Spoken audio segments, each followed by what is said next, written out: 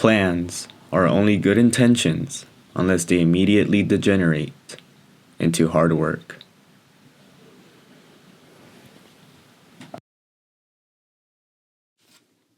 I'm back. That's right, for all 10 of you who are subscribed to me, I'm back to my neglected channel. Thought I'd make some videos, thought I'd actually put some love and care to this. Which is actually interesting that I bring up because it's the new year, and with the new year comes New Year's resolutions. That's right, guys, it's the new year, and with the new year brings an opportunity for most of us to start a new journey to improve ourselves. A fresh start, a blank slate, a magical, whimsical little moment that's supposed to entail self-reflection and development. But how many of us are actually going to go through that change? New Year's resolutions, the oh-so infamous phenomenon that happens every year and we've all come to accept will never be accomplished. I mean, there's a whole day dedicated to failed resolutions and it lands on the second Friday of January. Isn't that crazy how New Year's resolutions are ever rarely followed through, that we created a whole day of failure out of it? It's nuts, actually. But why is that, actually? How is something that's supposed to be meant for growth and change be treated as such a joke and not taken seriously by anyone? So we've all had that one friend or family member that makes that outlandish New Year's resolution, and we all kind of just sit back and stare and get a big laugh out of it because, well, we know they're not going to do it, and they know they're not going to do it. So, I mean, the whole thing is pretty much a joke at this point. But what if they did do it? What if they actually committed to what they set out to do and accomplished their New Year's resolution? And a part of me making this video is because I actually made it a resolution to get in touch with my creative side, whether that be art, painting, writing, making YouTube videos for a YouTube channel that I completely forgot I had. I mean, that's kind of the whole point of this video, to shed light on why New Year's resolutions fail and how we can actually fix that and stick to our goals at the end. I mean, all we have to do is set some time aside, put some work in, and then let the results speak for themselves, right? Pretty simple? Yeah, it's never that simple. So why does this happen?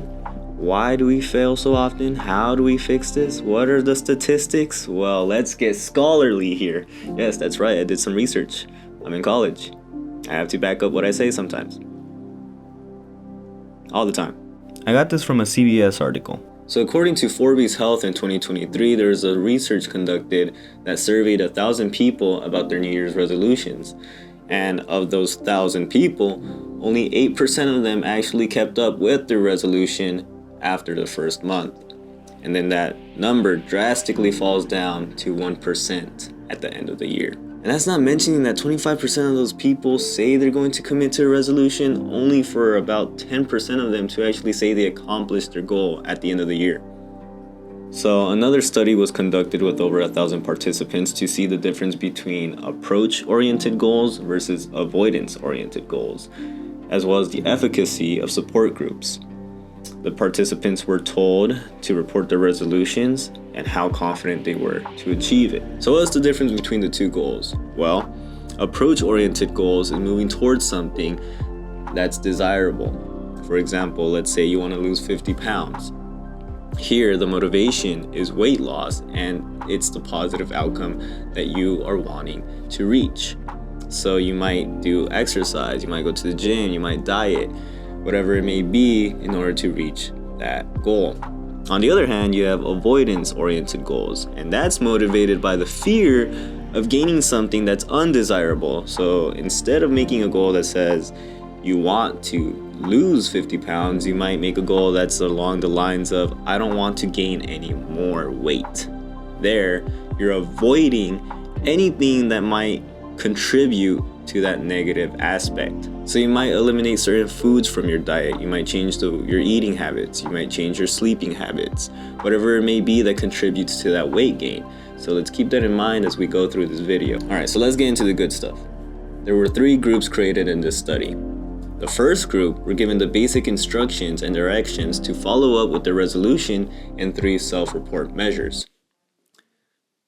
That's it, that's all. Second group, they were also given basic information about the self-report measures, but instead of 3, they were given 12, so all at the end of each month, alongside an email that provided them with additional info and exercises for motivation and staying on goal. And to top it all off, they also had to name a specific person that helped them throughout their journey. And finally, the third group. They were relayed the same basic information alongside the 12-month self-report measures, and as well as a more in-depth explanation on how to formulate their goals, by making it measurable, realistic, and approachable rather than something they had to avoid. So like I said before, wanting to go to the gym to lose weight as opposed to prevent gaining weight. And group 3, unlike group 2, were giving additional emails talking about motivation and the negative thoughts they might encounter during this journey, ultimately giving them more support throughout the entire experience. Once again, group 3 was also told to name a specific person that helped them throughout the journey. First group is given little to no information about what's actually going on, just to keep them up with how the resolutions are going throughout the year. Good luck, guys. Second group is given a little bit more information as well as a little bit more guidance and support compared to the first group. And the third group is the one that's most supported, given that they're provided with emails that explains to them how to stay motivated, how to stay on track, how to make resolutions that are, one, achievable, measurable, and relatable to them, and they're not just making a random willy-nilly type of goal out there on the toss-up. Alright, so the results. How do they hold up? Well, let's start with the statistic I think is important to talk about. You see, the most popular resolution involved physical health, with 33% of participants reporting such a goal, as opposed to the 9% that reported self-improvement as a resolution. See, this is an interesting point to bring up, because the more vague a goal is, the harder it is to measure. But because of its ambiguity, it is also easier to find success in. You see, group 1 was the group that was the least successful in maintaining the resolution, which makes sense. They had no support whatsoever. They were just tossed into the trenches and said, good luck, hopefully you can keep up with your resolution. However, group 2 actually had a much more successful turnout than group 3. Why is that? Well, because group 3 actually had too much support. And how does too much support hurt? Well, because of that additional email stating that they had to make a goal that was measurable. Keyword measurable, right? And when things are measurable, so are failure. You see, it's easier to say my goal is to be happier by the end of the year than compared to my goal is to lose 50 pounds by the end of the year. And then you end up losing 25. It's still a good improvement, but it's not the goal you set out to do. So when a goal is as vague and indefinite as saying, oh, I want to be happier by the end of the year, then the perspective of success is really only determined by the individual's own self-evaluation at that point. And there's another thing I wanted to bring up. You see, it's no surprise that the US is more individualistic in terms of culture compared to any other country that may lean on being more collectivistic. And I believe that may have an impact on how we create resolutions here in the US, because we don't tend to think about how this may affect others. No, we tend to think about how we want to improve, and as a byproduct, not only will that make us feel better and perceive ourselves in a better light, but that will also help others see us and view us differently compared to how we used to be in the past. That's good, right? I mean, to an extent, because to say New Year's resolutions don't have an egocentric approach to it here in the US wouldn't be accurate. I mean, we're not going to make any resolutions that's going to hurt our reputation or the way we're perceived, but we may make resolutions that might prioritize goals over others. You see, resolutions might take up our time and limit our social time. It might deter us away from others, and it can also isolate us from the outside world. I mean, when you want to make a change, you have to make a couple sacrifices here.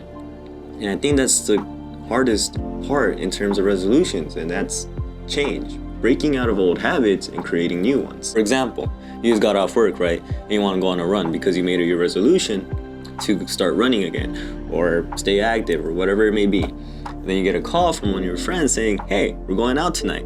You trying to come? And in your head, you're probably thinking, it's only one night, should be all fine, what's the worst that can happen? Then it happens the next day, and then the next, and then the next. And at that point, your friend's New Year's resolution should be staying at home because what is going on? But in all seriousness, your routine, your schedule, the plan you had laid out before you, all thrown out the window. And it's not just your friends, it's your family members, your job, your school, anything that may distract you from going out and accomplishing what you set out to do. It's difficult to break out of something you're already comfortable with and start something new because that requires effort, that requires change, and most importantly, that requires risk. Because like I said before, you might have to sacrifice a couple things.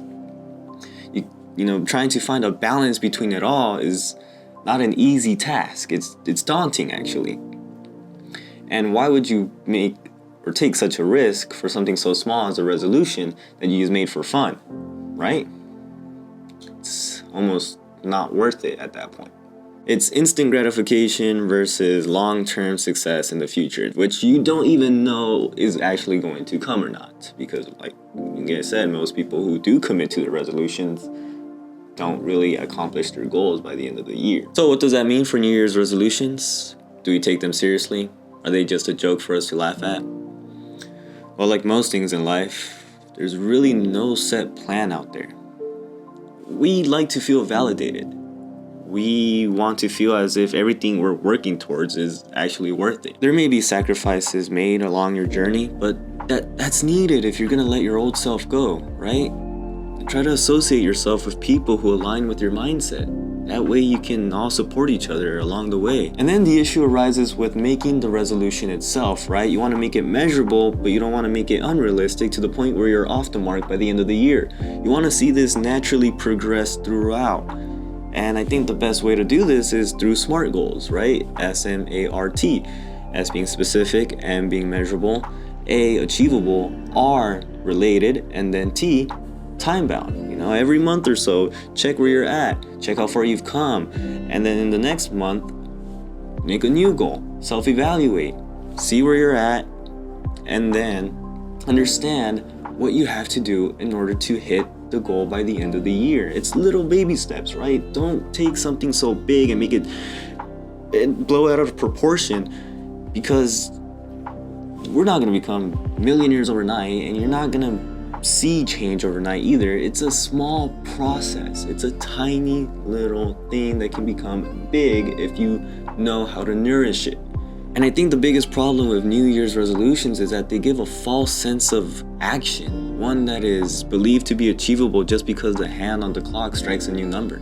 I mean, do you ever want to start on something and you're just waiting for the right opportunity or whenever you feel ready? It's like when I want to study, right? I say I want to study at 7 and it becomes 7:12 and then I just put it off until 7:30. And then it just keeps on happening and the cycle repeats. We always tend to put off things that seem unfamiliar to us, right? Because it's scary. It's scary.